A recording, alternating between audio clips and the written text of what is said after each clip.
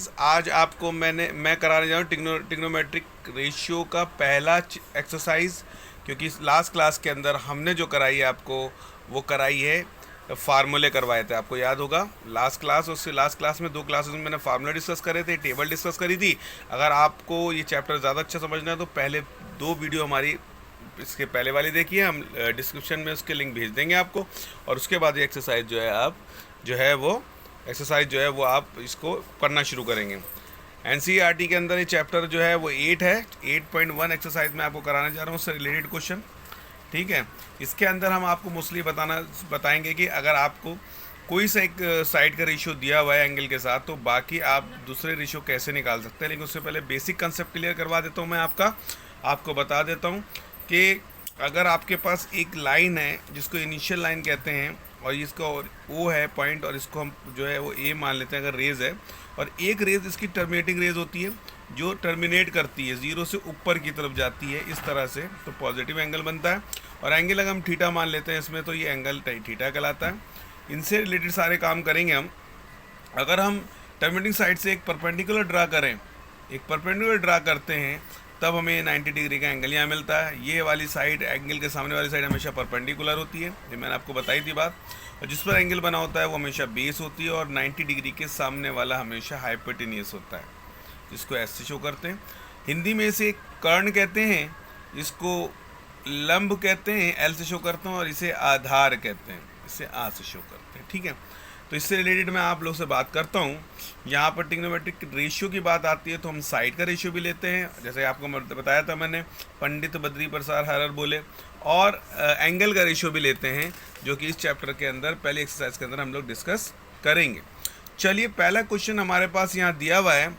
अभी हम एनसीईआरटी की 8.1 एक्सरसाइज आप खुद करना, उससे रिलेटेड क्वेश्चंस मैं एक्स्ट्रा करा रहा हूँ ताकि आप जो है अपनी प्रैक्टिस कर सकें। पहला क्वेश्चन मेरे पास यहाँ पर जो दिया हुआ है, वो दिया हुआ है एक ट्राइंगल है, इन a triangle A B C, जिसमें राइट हैंड ट्राइंगल जो है वो ए है, और side A B is equal to 12 centimetre दी हुई है, और साइड ए सी जो है वो 5 सेंटीमीटर दी हुई है, और साइड बी सी जो है वो 13 सेंटीमीटर दी हुई है। ये तीनों साइडें दी हुई हैं आपकी। आपको जो है टिग्नोमेट्रिकल रेशियो निकालना है एंगल बी का। किसका निकालना है?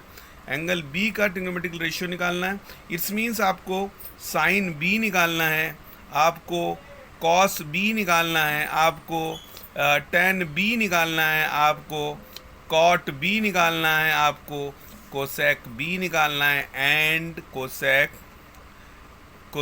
आपको सेक बी निकालना है। ये 6 रेशियो कहलाते हैं एंगल के, और एंगल आपकी थीटा नहीं है, आपकी एंगल बी है।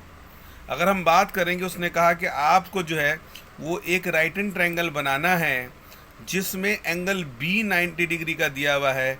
तो एंगल बी नहीं दिया, एंगल ए 90 डिग्री दिया है, तो 90 डिग्री हम यहाँ रख देते हैं, एंगल बी यहाँ रख लेते हैं, और सी ये वर्टेक्स ले लिए, तो ये बी यहाँ है तो एंगल बी भी यहीं कहलाएगा। चाहे तो जो वर्टेक्स होता है वही एंगल मान लेते हैं, नहीं तो जो एंगल नहीं दिया तो हम थीटा मान लेते हैं। इस तरह से हमारे पास साइड की मेजरमेंट भी दी हुई है। A B is equal to 12 centimetre है। कितना है? 12। तो यहाँ ए बी है, यहाँ 12 सेंटीमीटर डाल देंगे। यहाँ ए सी है, ए सी हम 5 सेंटीमीटर डाल देंगे, और यहाँ बी सी है, बी सी हम डाल देंगे क्या? 15 सेंटीमीटर। यहाँ आपको तीनों साइडें दी हुई हैं। कभी कभी क्या होगा, 2 साइडें दी हुई, एक साइड नहीं दी होगी, तो आपको पहले वो निकालनी पड़ेगी। मान लो हाइपोटेनियस और परपेंडिकुलर दिया, बेस नहीं दे सकता है, बेस और परपेंडिकुलर दिया हुआ है, आपको हाइपोटेनियस नहीं दे सकता है। तो इस तरह से आपने देखा ये 15 नहीं है, 13 है, 13 सेंटीमीटर है। तो 30 सेंटीमीटर। यहाँ तो आपके लिए प्लस पॉइंट ये कि तीनों साइडें गिवन है। अगर तीनों साइडें गिवन ना हो तो 2 साइडें गिवन हो, मान लो परपेंडिकुलर बेस दिया हुआ हो, हाइपोटेनियस ने दिया हो, हाइपोटेनियस परपेंडिकुलर दिया हुआ हो, बेस ना दिया हो, बेस और हाइपोटेनियस दिया हो, परपेंडिकुलर ना दिया हो, जो साइड नहीं दी होगी वो आपको निकालनी पड़ेगी। कौन से फार्मूला से निकालते हैं? पाइथागोरस थ्योरम से निकालते हैं। लेकिन यहाँ पे आपको ऑलरेडी दिया हुआ है, इसलिए आपको यहाँ पे निकालने की ज़रूरत नहीं है। अब आप सीधा सीधा रेशियो पे पहुँच जाते हैं। आपको पता है जब एंगल इस एंगल की बात चलती है तो एंगल के सामने वाला हमेशा परपेंडिकुलर होता है, जिस पे एंगल बना होता है वो हमेशा बेस होता है, और 90 के सामने वाला हमेशा हाइपोटेनियस होता है। तो आपको तीनों चीज़ें दी हुई हैं, परपेंडिकुलर भी दिया हुआ है, बेस भी दिया है और हाइपोटेन्यूज भी दिया है। अब आप अपना रेशियो निकालना शुरू करें। एंगल बी का पहला रेशियो साइन होता है और साइन रेशियो का आपको याद होगा, पंडित बद्री प्रसाद हर हर बोले, पंडित बद्री प्रसाद हर हर बोले, याद है ना। पाकिस्तान भूखा प्यासा, हिंदुस्तान हरा भरा, ये पहले वाला सिन कहलाता है, मैंने आपको बताया था। दूसरा वाला कॉस कहलाता है, तीसरा वाला आपको टैन कहलाता है। उल्टे लेते हैं तो ये कोसेक होता है, ये सेक होता है और ये कॉट होता है। तो आप साइन भी निकाल लें तो आपका मतलब है परपेंडिकुलर अपॉन हाइपोटेनियस। यहाँ परपेंडिकुलर ए सी है तो ए सी डाल देंगे और हाइपोटेनियस बी सी है तो बी सी डाल देंगे। आपके पास ए सी की वैल्यू जो दे रखी है वो आपको दी हुई है कितनी, 5 सेंटीमीटर, और बी सी आपकी वैल्यू जो दे रखी है वो 13 सेंटीमीटर। इस तरह से आपको साइन बी जो मिल गया वो मिल गया 5/13। इसी तरह आप कॉस निकालेंगे, कॉस बी की वैल्यू बेस अपॉन में हाइपोटेनियस, यहाँ बेस जिस पे एंगल होता है वो बेस होता है, बेस लाइन हमारी ए बी दी हुई है और आपका हाइपोटेनियस बी सी दिया हुआ है। तो बेस आपका हो गया 12 और हाइपोटेनियस आपका 13। It's your answer as it is. आप इसी तरह से अगर निकालना चाहे तो tan बी भी निकाल सकते हैं। परपेंडिकुलर अपॉन में बेस होता है यानी p अपॉन बी यहाँ पर है ना, लास्ट वाला ये tan कहलाएगा। इसका मतलब है ए सी अपॉन ए बी, क्योंकि परपेंडिकुलर यहाँ ए सी है और बेस हमारा ए बी है, तो ये हो जाएगा 5/12 सेंटीमीटर। इट्स मीन्स ये आपके 3 रेशियो निकल गए एंगल बी के, सिन कॉस टैन। इसी तरह से आप उल्टे अगर चलते हैं इस तरह से ऐसे तो आपको मिलता है कोसेक, सबसे पहले कोसेक बी, फिर मिलता है आपको सेक बी, फिर मिलता है आपको कॉट बी।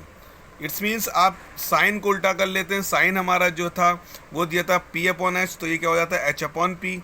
आपका कॉस जो दिया था b अपॉन था तो क्या हो जाएगा, h अपॉन में b हो जाएगा, और tan हमारा p अपॉन b था तो b अपॉन में p हो जाएगा। इस तरह उल्टे कर लेते हैं। साइन को कोसेक बन जाता है, सेक का कोसेक, कॉस का सेक बन जाता है और कॉट का tan का कॉट बन जाता है। इसी तरह से अब हाइपोटेनियस आपका हमेशा बी सी रहता है, परपेंडिकुलर ए सी है, तो इस तरह आपका आंसर आ गया 13/5। इसी तरह सेक जो होता है वो हमारा h अपॉन बी होता है, h हमारा दिया है बी सी और b हमारा ए बी। इस तरह 13/12 आ जाएगा आंसर। और कॉट हमारा tan का उल्टा होता है, ये p अपॉन में b होता है तो b अपॉन p होता है। b हमारा यहाँ पे जो दिया हुआ है वो ए बी दिया हुआ है और p हमारा दिया हुआ है ए सी। इस तरह से ये आंसर आ गया हमारा क्या, 12/5 सेंटीमीटर। उम्मीद करता हूँ इस तरह से आपको ये वाला क्वेश्चन समझ में आ गया होगा। अब इसके साथ एक क्वेश्चन मैं ऐसा उठाता हूँ जिसमें 2 साइड दी हो, तीसरी साइड ना दी हुई हो, वो मालूम करके फिर से हम सॉल्व करेंगे। चलिए एक और एग्जांपल देखते हैं। जैसे कि मैंने आपको बताया था, नेक्स्ट एग्जांपल के अंदर हम लोग बात करेंगे 2 साइड आपको दी हुई होंगी, तीसरी साइड निकाल कर फिर अदर ट्रिग्नोमेट्रिक रेशियो निकालने होंगे। जैसे यहाँ पे मेरे पे एक राइट हैंड ट्राइंगल दिया हुआ है जिसका नाम है ABC। इसमें आपको राइट हैंड ट्राइंगल जो है वो B पर है 90 डिग्री का। साइड आपको AB is equal to 4 centimetre दी हुई है और दूसरी side BC is equal to 3 centimetre दी हुई है। अब आपको फाइंड आउट जो करना है वो करना है एंगल A के ऑल रेशियो। ऑल रेशियो कौन कौन से, 6 रेशियो। आप जानते हैं 6 रेशियो कौन कौन से होते हैं अच्छी तरह से। एक सिन होता है, दूसरा कॉस होता है, तीसरा टैन होता है, कोसेक होता है और सेक होता है, एंड लास्ट फाइनली कॉट होता है।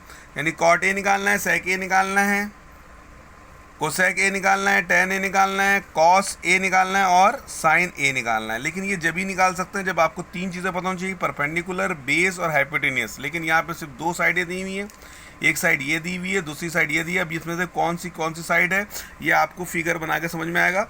या मैं फिगर बनाता हूँ। सबसे पहले फर्स्ट ऑफ ऑल जो राइट हैंड ट्राइंगल बी है वो यहाँ शो करूँगा। अपने आप ही जो एंगल निकालना है ए वो यहाँ भी शो कर सकते हो, यहाँ भी शो कर सकते हो। अगर यहाँ शो करोगे तो परपेंडिकुलर ये होगा और यहाँ शो करोगे तो परपेंडिकुलर ये होगा। जिस पर एंगल बना होता है वो बेस होता है। यहाँ एंगल बना है तो ये बेस होगा, यहाँ एंगल बना है ये वाला बेस होगा। हम यहाँ बना रहे हैं एंगल ए जो हमें निकालना है, तो अल्टीमेटली ये बेस हो जाएगा, इसके सामने वाला परपेंडिकुलर और ये हाइपोटेनियस हो जाएगा। इस तरह से ये ए बी और ये ऊपर वाला सी हो जाएगा। तो इसे बेस कह देंगे और ये परपेंडिकुलर हो जाएगा और ये हाइपोटेनियस हो जाएगा। ठीक है। अब आपको बता दें साइडें जो दी हुई हैं, ए बी बराबर 4 सेंटीमीटर, इट्स मीन्स बेस दिया हुआ है कितना, 4 सेंटीमीटर। एंगल ए निकालना है। उसके बाद दूसरा जो है आपको बी सी मीन्स परपेंडिकुलर दिया हुआ है 3 सेंटीमीटर। आपको क्या नहीं दिया, हाइपोटेनियस दे दिया है। आप जानते हैं जब दो साइड दी हुई है साइड निकालने के लिए आप पाइथागोरस थ्योरम लगा सकते हैं। यहाँ पे इधर लिखेंगे by the Pythagoras theorem, by Pythagoras theorem. Pythagoras theorem में आपको क्या करना होता है, हाइपोटेन्यूस एक साइड में लिखते हैं, परपेंडिकुलर और बेस दूसरी साइड में लिखते हैं। आपको पता है हाइपोटेन्यूस यहाँ पर जो है AC है तो AC का स्क्वायर लिख देंगे, परपेंडिकुलर आपका BC है BC का स्क्वायर लिख देंगे, बेस आपका AB है आप AB का स्क्वायर लिख देंगे। आपने देखा यहाँ पे BC जो है वो हमें जो दिया हुआ है वो दिया हुआ है 3 सेंटीमीटर, तो 3 सेंटीमीटर का स्क्वायर डाल देंगे। और यहाँ AB जो है आपको परपेंडिकुलर वो दिया 4 सेंटीमीटर, 4 सेंटीमीटर डाल देंगे। एज इट इज AC का स्क्वायर उतार लेंगे। AC का स्क्वायर अभी ऐसे लिखा रहने दो, 3 3 9, 4 4 16 हो जाता है। इसको ऐड करते हैं 25 हो जाता है। AC पे जो स्क्वायर लगा इधर आके रूट बन जाता है, और रूट का अगर पेयर बाहर निकालते हैं 5 × 5 तो पेयर 5 सेंटीमीटर आपका यहाँ बाहर आ जाता है। इस तरह से आपने एक साइड निकाल ली, इसे हाइपोटेनियस 5 सेंटीमीटर। अब आपको तीनों साइडें दी हुई हैं। इससे पहले वाले क्वेश्चन में तीनों साइडें दी थी, डायरेक्ट आंसर कर लिया था, लेकिन यहाँ 2 साइड दी, एक साइड नहीं दी है, तो तब आपको ये पाइथागोरस थ्योरम लगा के आपको तीसरी साइड निकालनी पड़ेगी। जैसे मैंने हाइपोटेनियस निकाला है, ऐसे ही बेस भी नहीं दिया हो सकता, बेस भी इसी फार्मूले से निकलेगा, और परपेंडिकुलर अगर नहीं दिया हुआ है तो आप परपेंडिकुलर भी इसी फार्मूले से निकाल सकते हैं। चलिए अब हम एक काम करते हैं, आपको बाकी रेशियो यहाँ निकाल के लिख देते हैं। हमारे पास है साइन ए, साइन ए का मतलब होता है परपेंडिकुलर अपॉन में बेस। अगर आप साइड के नाम नहीं लिखना चाहते हैं तो डायरेक्ट आंसर भी लिख सकते हैं। परपेंडिकुलर आपका 3 दिया तो 3 लिख दें, और बेस और हाइपोटेनस आपका 5 दिया तो 5 लिख सकते हैं। डायरेक्ट भी लिख सकते हैं। अगर आपको BC और AC नहीं लिखना है, डायरेक्ट आंसर भी लिख सकते हैं। फिर हमारे पास आता है कॉस ए, तो इस तरह कॉस ए बराबर में बेस अपॉन में अरे हाँ हाइपोटेनियस होता है, यहाँ पे गलती से मुझसे बेस लिख दिया गया। यहाँ पे मैं हाइपोटेनियस लिखना चाहता था, यहाँ परपेंडिकुलर अपॉन में हाइपोटेनियस आना था, तो हाइपोटेनियस की वैल्यू हमारी 5 है इसलिए 5 लिख दिया। और इसी तरह कॉस ए हमारा बेस अपॉन में हाइपोटेनियस होता है, और हमारे पास बेस जो है 4 सेंटीमीटर दिया और हाइपोटेनियस हमारा 5 सेंटीमीटर दिया है। इस तरह से हमारा ये आंसर कॉस ए निकल गया। ऐसे ही tan A निकाल देंगे। tan A का मतलब होता है P अपॉन में B, परपेंडिकुलर यहाँ पे 3 है और बेस हमारा 4 है, इसलिए इसका आंसर आ गया। इसी तरह से हमारे पास जो है वो इसी तरह से हमारे कोसेक ए जो होता है वो होता है परपेंडिकुलर अपॉन में हाइपोटेनियस जो है साइन होता है तो इसका उल्टा हो जाएगा, हाइपोटेनियस अपॉन में परपेंडिकुलर, और सेक ए हमारा होता है हाइपोटेनियस अपॉन में बेस। तो आपने देखा हाइपोटेनियस हमारा 5 दिया हुआ है, परपेंडिकुलर 3 दिया हुआ है, कोसेक हमारा ये निकल गया, और सेक में हाइपोटेनियस हमारा 5 दिया हुआ है, बेस हमारा 4 दिया तो ये निकल गया। एक लास्ट बचा है जिसको हम लोग कहते हैं cot A. Cot A is equal to होता है बेस अपॉन में परपेंडिकुलर, और इस तरह से हमारे पास बेस जो दिया हुआ है 4 दिया हुआ है और परपेंडिकुलर हमारा 3 दिया है। ये आंसर हो गया आपका। उम्मीद करते हैं 2 तरह के क्वेश्चन आपको समझ में आ गए होंगे। इसी तरह से और क्वेश्चन आपके एक्सरसाइज 8.1 में दी हुई है, उसे सॉल्व कीजिएगा। उसके अलावा मैं 5 एक्स्ट्रा क्वेश्चन अभी आपको मैं लिख के दे रहा हूँ, उसे सॉल्व करिएगा। अगर नहीं आता है, कोई परेशानी होती है तो आप मुझे व्हाट्सअप पे, इंस्टाग्राम पे जो है मैसेज कर सकते हो, अपनी प्रॉब्लम को बता सकते हो, उससे हम डिस्कस भी कर सकते हैं नेक्स्ट क्लास के अंदर। और अगर आपको ये वीडियो पसंद आए तो इसे लाइक करिए, शेयर करिए और सब्सक्राइब ज़रूर कीजिए, और पूरी वीडियो देखिए, ताकि आपको हो सकता है कि पूरी वीडियो देखने के बाद समझ में आए आपको। अभी मेरी स्टडी का एक पैटर्न है वो नहीं समझ में आ रहा हो, अगर आप पूरी वीडियो देखेंगे तो आपको समझ में आएगा। उम्मीद करता हूँ कि वीडियो आपको पसंद आएगी। लाइक ज़रूर करिएगा, शेयर कीजिएगा, और दूसरे व्हाट्सअप इस पे स्टेटस लगाएं, फेसबुक पे भी आपको शेयर करें ताकि दूसरे बच्चे भी फ़ायदा उठाएं इससे। उम्मीद करता हूँ आप मेरा चैनल ज़रूर सब्सक्राइब करेंगे। अगर नहीं सब्सक्राइब करें तो चैनल भी सब्सक्राइब कीजिएगा। चलिए मैं आपको अभी कुछ क्वेश्चन दे देता हूँ घर के करने के लिए। उम्मीद करता हूँ कि आप उसे ट्राई करेंगे, उसके आंसर भी मैं दे दूँगा आपको।